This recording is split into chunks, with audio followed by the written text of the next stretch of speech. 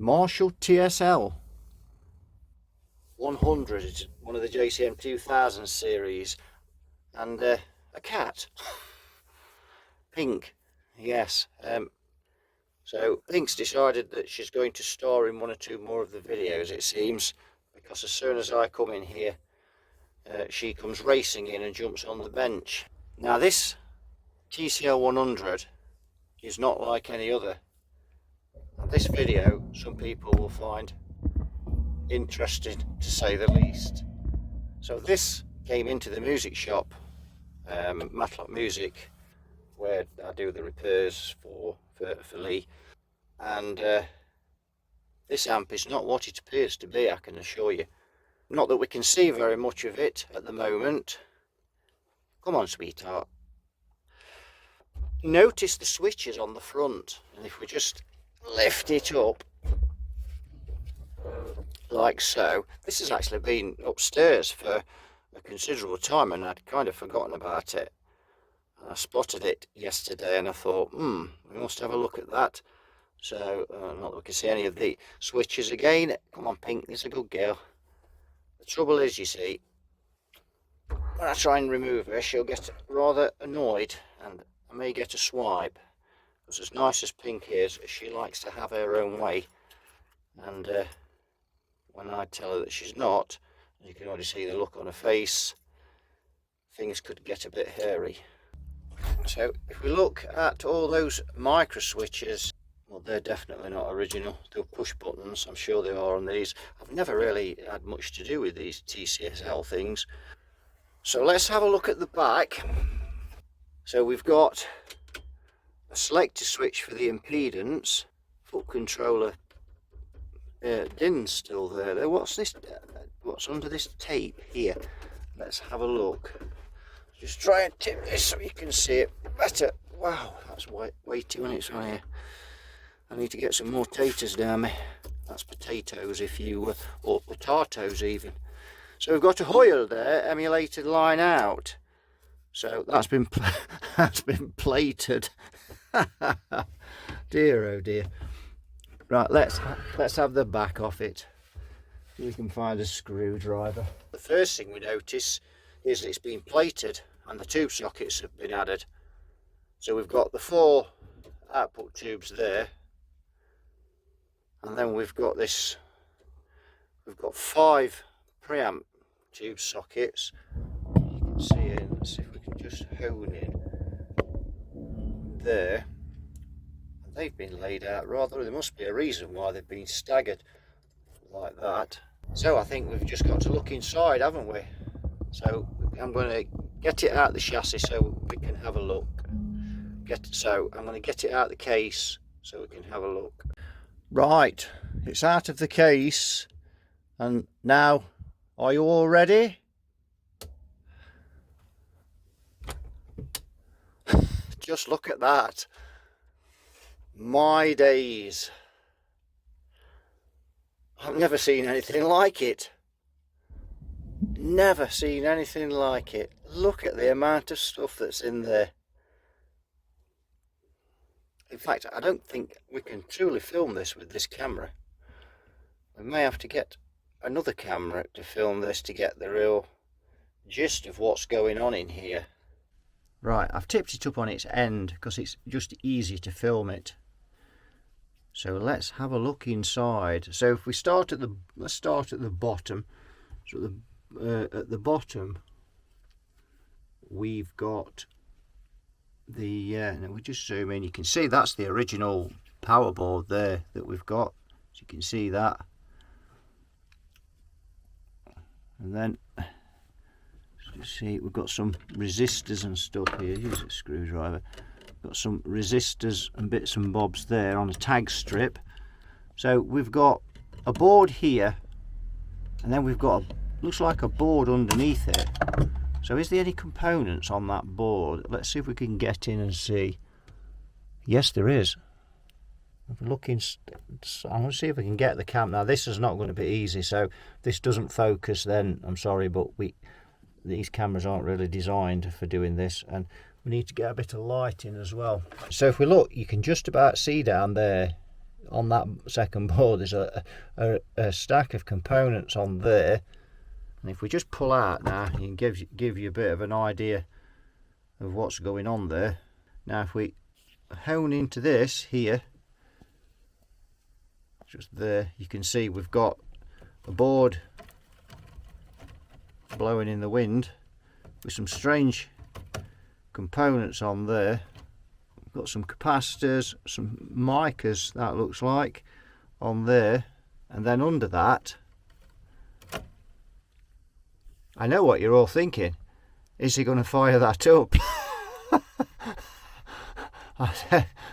The entertainment value could be phenomenal, but I really don't know whether or not I could power this up. There's enough parts in here to build 5 guitar amplifiers. So let's go back to this.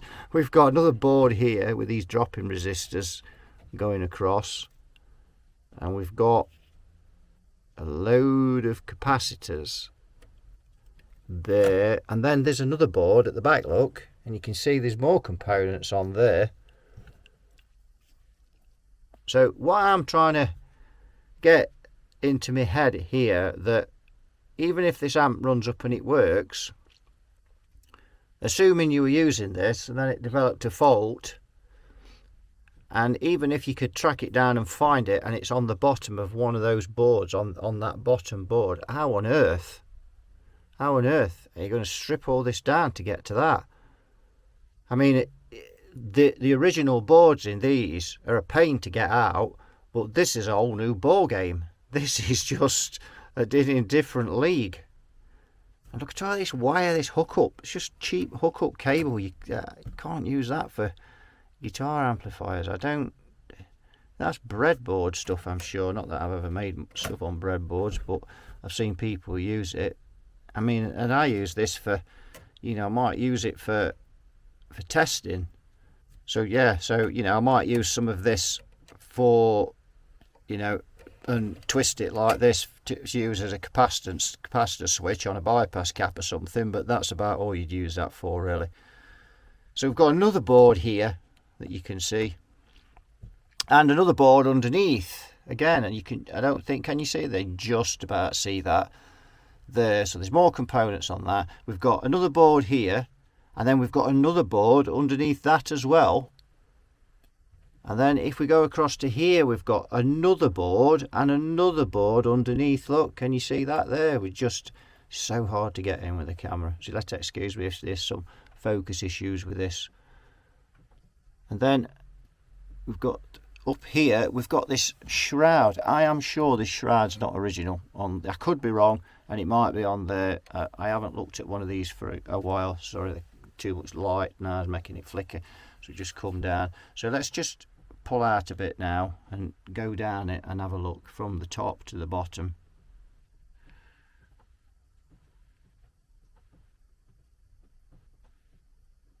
Excuse that noise, it's the rain on the roof.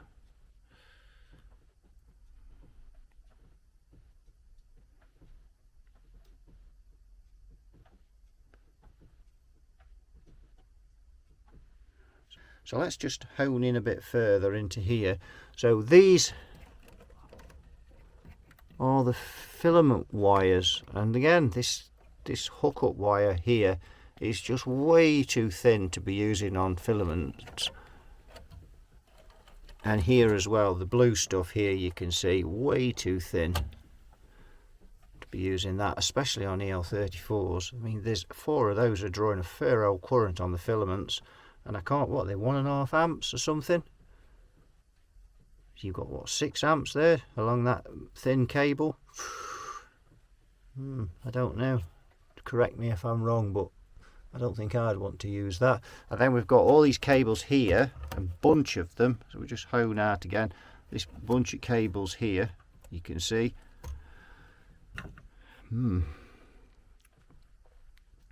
What are those screen resistors? I presume they're screen resistors.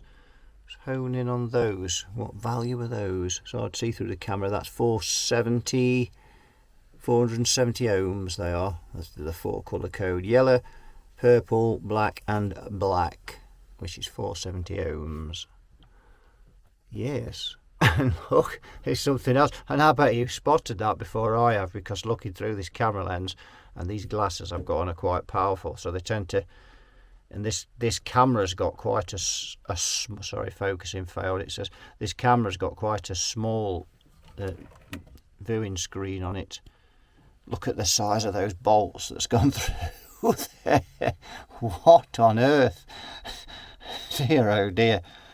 You know, if when I'm putting these in, putting valve sockets in, you know, if the bolt's a quarter of an inch too big, I'm thinking, oh, that don't look right. But it's like 2 inches on those. My days. I've never seen anything like it. I remember watching a video by the guitarologist, and somebody brought an amp in, and I think it was kind of 2 amps made out of one. 2 amps made into one, and the title on the video is "Repair Denied." And after going through it, you can see why. See if you can find that video on his channel. It's really good. It gets him spitting feathers, that one. So yes, what can you say about this? Let's just lie it back down again. Back again now, and now I've got the tripod camera on here. I try to use the tripod because it's very hard to keep a handheld camera stable, and it's when you're trying to look at things, it gets a bit much when they're moving about. But there was really no other way of filming that and getting in there, so sorry if some of that is a bit shaky, but as I say, it's not the easiest thing to film inside a chassis. Switches in there, and I'm just looking at the things people do, you know. And don't get me wrong, I'm not the best tech in the world, and there's some phenomenal techs on YouTube which I have the utmost respect for, but there's some things in here that are just obvious, you know, to anyone. Look at this cable here, for instance. Cheap thin hookup cable. That's the standby switch, which is actually isn't connected to anything, but technically that's the standby switch. Where is that going? That one. So that's going to these capacitors here, 450 volts. So we know what these are capable of, these because these are the original transformers on this amplifier, so we know what voltages they're capable of. Look at this. I mean, you never use that sort of stuff on, you know, high tension line. And if you are going to use single core, then use in fact I'll show you. So this is the thinnest single core that I will use on a guitar amplifier, and this is 18 gauge wire. Don't know what that is in metric, and look at the difference. Just go hone in there. See the difference? There's a massive amount of difference. I won't use anything thinner than that on these big amplifiers, and I wouldn't even use this on something relatively small. So you can see the difference there. So that's not good. And again, looking at that power supply, this is also half finished as well, the more you start to look. So look at those LEDs there, they're just not connected up. They've been added, and they're not even fastened in, are they, those? Or I know they were thinking of fastening those in, and I think the other one's been glued, you know, but that one hasn't. And then there's some, what are these switches? One of those is not connected up, look, at all there. So that's presence, and I don't know what's going on there, but there's an array of resistors there. They Rubicon, those caps. Are they any good? Has anybody used these Rubicon caps before? If they have, I'd be grateful if they put that in the comments, whether they're any good. Oh, I've just spotted a pot. That must be the bias, is it? Let's have a look. I don't know. And I just realised why that board has gone floating in the wind. Because it was stuck on with a bit of hot glue, and it's, oh well, obviously that's not going to hold it. So this board here floated in the breeze. So I don't know whether these are some kind of relay or what they are. I'm not sure what they are. Anybody knows or recognises what that is, again, put it in the comments and I'd be eternally grateful. So that's all been burnt, but never mind. So now we've got all this cheap hookup wire on the pots. Look, we can see here more micro switches there going on.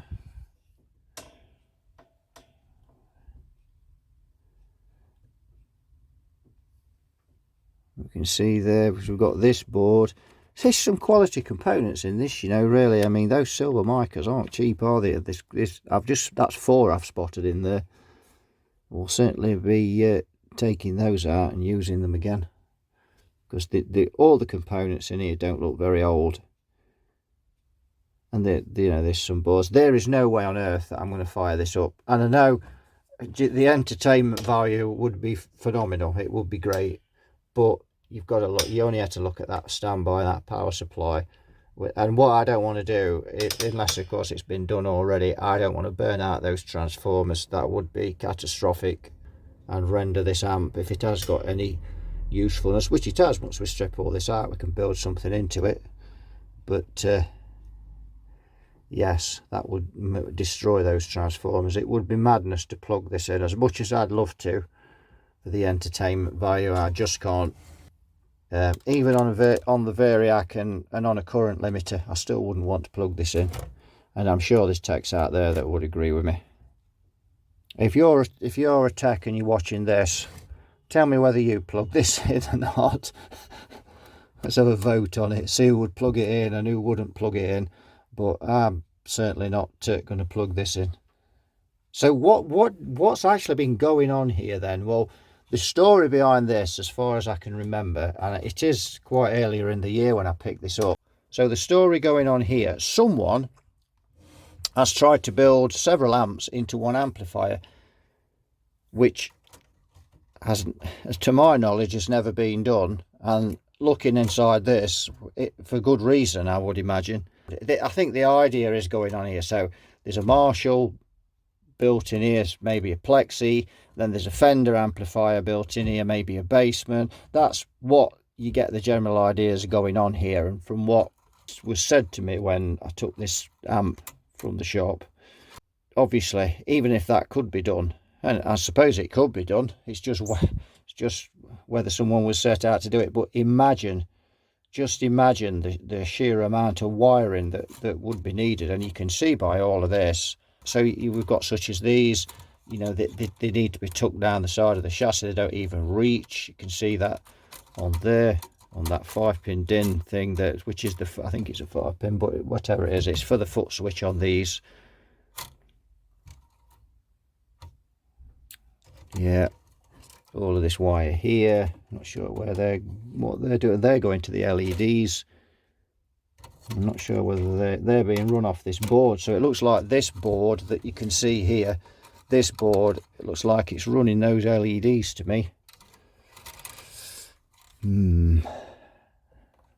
So interesting. All these sockets have been added, look, because they would have been straight into the board, wouldn't they, on the, you know, on the PC board? Because remember, this was a PC board amp. These amps weren't hand wired. They're just PC board. You can get some serious problems with these boards, and there is quite a lot where they get leakage across the boards. There's quite a lot of videos on that, but the guitarologist does a couple of videos on these, and they are the best videos, because they're kind of, you know, he's working on these amps and they're running away and stuff, so you get a bit of a, you know, a real life demonstration of these problems that they have. So what are we going to do with this now, more to the point? So I'm going to strip this amplifier out and remove all of this madness that we've got in here. The good news is there's quite a lot of parts in here that we could salvage for other projects. I mean, let's just see what we could salvage out of here. So these boards all make handy power supply boards in amplifiers, and they're good turret boards, so they look okay. So we can take those So then we've got some silver micas there. They've not left a lot of lead, or have they left some lead on those? Could we retrieve those? Maybe. I'd like to, because they're good capacitors, aren't they? More of those things that I think are relays, but I'm not sure. Some caps there which are good, but leads, sorry, just go back. Some caps there that are way too, the leads are way too short on, so I doubt if we can use those, because I'm not one for joining up leads on components. And those are too short as well, so they've been cut too short. This board is just rubbish. We've got another board underneath with some capacitors, and I tell you what, seeing as I'm removing those, what have I done with my cutters? Ah, there they are. We're going to cut this out. Let's get rid of this. Well, if it did work, it doesn't now, does it? So, but I don't think we need worry about that. This amp has never worked. It can't have done. Where are we going there? So that'll do. We'll just move that out of the way. Right, so let's just cut these screen cables. They're all burnt anyway. They've had a severe attack of the soldering iron, so they're no good. Oh, and they glued them together.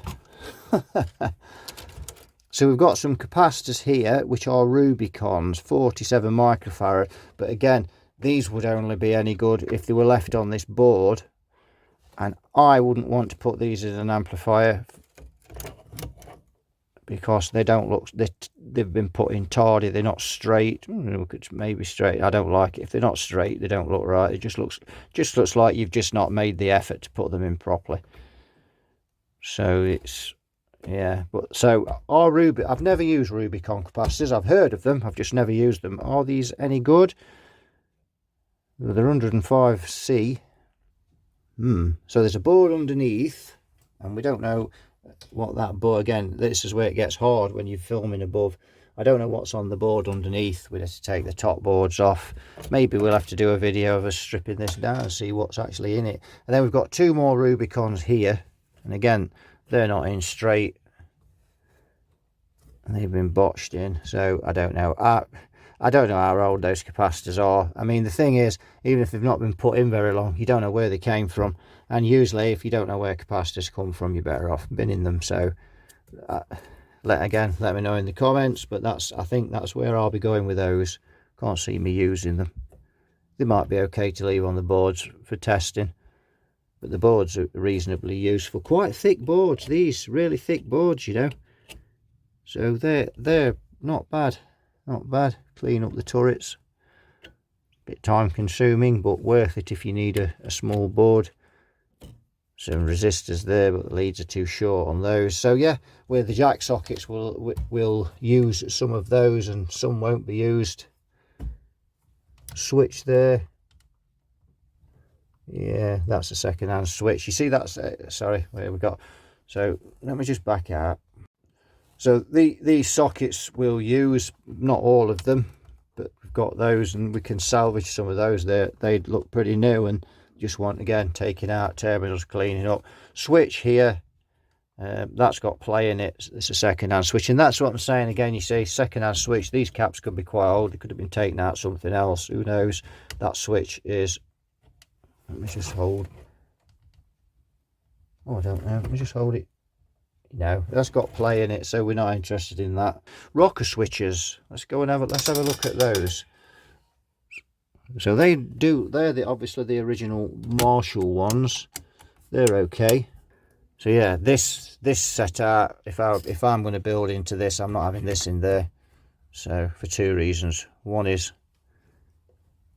it's a PC board, and two, it just looks dreadful. I can't see, you know, if you're going to build into, for me, if you're going to build into a chassis and you want to make it look nice and tidy, there's just no point having that in there. Well, I don't think so anyway. So again, tell me what you all think. So that seems to be more or less everything in there. The board at this end, well, that has no business being in a guitar amp in my opinion. So that's going straight in the bin. That one. unless somebody should suddenly recognise what it is and in a moment of madness email me saying that they want it, and then I'll gladly put it in the post. But the way I look at that, it's junk. What we're going to build into this, I don't know. I really don't know at the minute. Just kind of wanted to have a look at this amp and see, you know, what